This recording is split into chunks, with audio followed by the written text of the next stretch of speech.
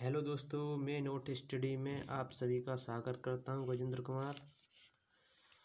आज से मैं इस चैनल पर एक नए सब्जेक्ट की शुरुआत कर रहा हूं, बायोलॉजी की शुरुआत कर रहा हूं। जो बायोलॉजी है ये टोटली मैं एनसीईआरटी बेस पढ़ाऊंगा इस चैनल पर, जो आपके सभी एग्जामों को कवर करेगी। ये बायोलॉजी में बेसिक से एडवांस लेवल तक पढ़ाऊंगा। एकदम जीरो लेवल से शुरुआत करूंगा और एकदम टॉप लेवल तक जाऊंगा। तो इसमें हम देखते हैं बायोलॉजी का इंट्रोडक्शन एंड ब्रांचेज। बायोलॉजी के बारे में देखते हैं। इसके बाद जब मैं पढ़ाऊंगा तो सभी चैप्टरों को एकदम बेसिक से एवं एडवांस लेवल तक अच्छी तरीक़ा से थ्योरी प्लस क्वेश्चन सहित पढ़ाऊंगा इस चैनल पर। तो आइए देखते हैं बायोलॉजी जिसे हम हिंदी में कहते हैं जीव विज्ञान। बायोलॉजी है जी एक ग्रीक भाषा का शब्द है।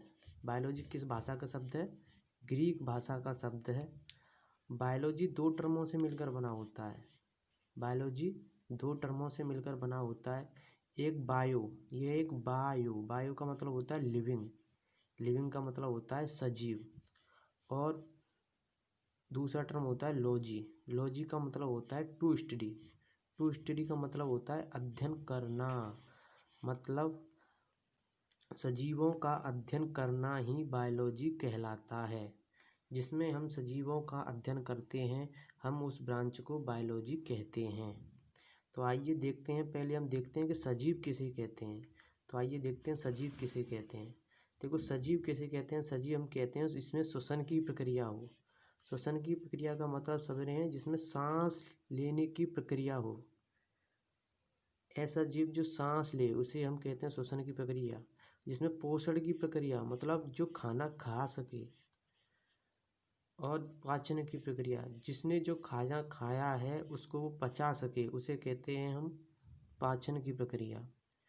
और उत्सर्जन की प्रक्रिया, जो उसने खाना खाया है उसे वो पचाने के बाद जो उसका वेस्ट मटेरियल बचता है उसको वो बाहर निकालने की प्रक्रिया को हम उत्सर्जन की प्रक्रिया कहते हैं। और जिसमें वृद्धि हो तो उसमें ये सभी गुण हों तो उसे हम कहते हैं सजीव। उसे क्या कहते हैं? हम सजीव कहते हैं। तो ये है हमारी सजीव की परिभाषा। तो आइए देखते हैं बायोलॉजी। जो बायोलॉजी शब्द है वो सबसे पहले लेमार्क एवं ट्रेविनियस ने 1802 ईस्वी में दिया था। लेमार्क एवं ट्रेविनियस ये दो वैज्ञानिक थे जिन्होंने 1802 ईस्वी में बायोलॉजी शब्द का दिया था। बायोलॉजी के जनक या पिता, अगर आपको क्वेश्चन में बायोलॉजी के जनक या पिता पूछता है तो आपका आंसर होगा अरस्तु। क्या आंसर होगा? अरस्तु। अब देखो बायोलॉजी है, जो बायोलॉजी को दो शाखाएं होती हैं। एक होती है बॉटनी, जैसे हम हिंदी में कहते हैं वनस्पति विज्ञान। दूसरी होती है जूलॉजी, जिसे हम कहते हैं जंतु विज्ञान। वनस्पति विज्ञान में क्या होता है, नाम से ही स्पष्ट है, वन मतलब पेड़ पौधों, मतलब जिसमें हम पेड़ पौधों का अध्ययन करते हैं उसे हम कहते हैं वनस्पति विज्ञान। और जिसमें हम जंतुओं एवं प्राणियों का अध्ययन करते हैं उसे हम कहते हैं जूलॉजी। जो हम मनुष्य हैं वो जंतु विज्ञान में ही आते हैं, जूलॉजी में। तो एक क्वेश्चन आता है कि वनस्पति विज्ञान के जनक कौन हैं? जनक या पिता, अगर वनस्पति विज्ञान के जनक या पिता आपको पूछे तो वो है थियोफ्रेस्टिस। कौन है? थियोफ्रेस्टिस। थियोफ्रेस्टिस ने एक बुक लिखी थी जिसका नाम है द हिस्टोरिया ऑफ प्लांटेरम। पुस्तक का क्या नाम है? The Historia of plantarum.